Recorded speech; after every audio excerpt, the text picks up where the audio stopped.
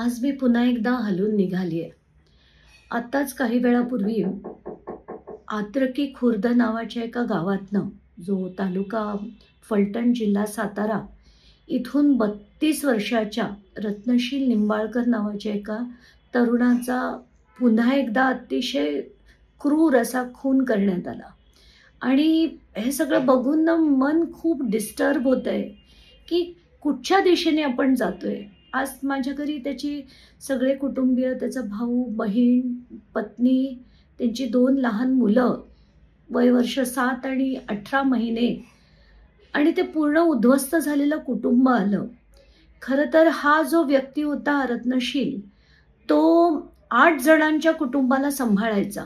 म्हणजे त्याचे आई-वडील, तो, त्याची पत्नी, त्याला 2 मुलं होती आणि काही वर्षांपूर्वी त्याच्या ती बहीण देखील विधवा झाली होती. तर बहीण आणि तिच्या दोन्ही मुलांना तो सांभाळायचा.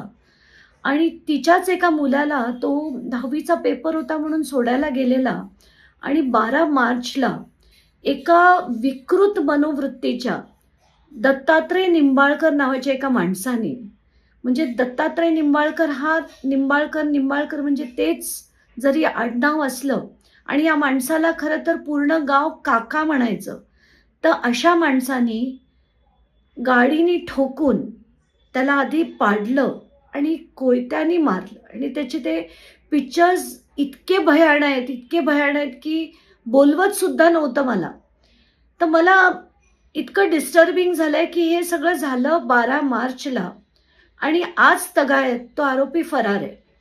आणि त्याचाच एक भाऊ, जो तिथला फलटणचा भाजपचा सरचिटणीस आहे, तो आपापले फोटोज टाकतोय, सगळा दबाव करतोय.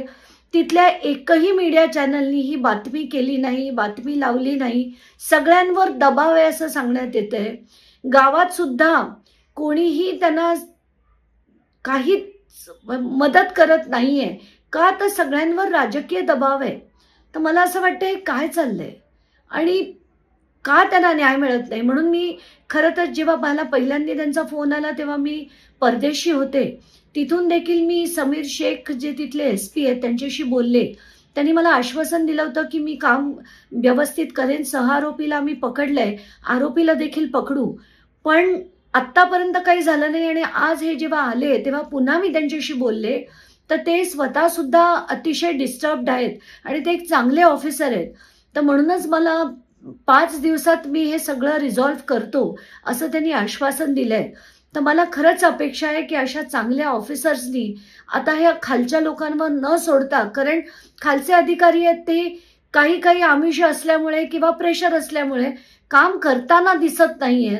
तर SPंनी अशी जी प्रकरणं आहेत तिथे जातीने लक्ष घालून त्या कुटुंबाला न्याय मिळवून द्यावा अशी मी त्यांना नम्र विनंती करते. आणि मला खात्री देखील आहे की SP समीर शेख हे नक्कीच करतील.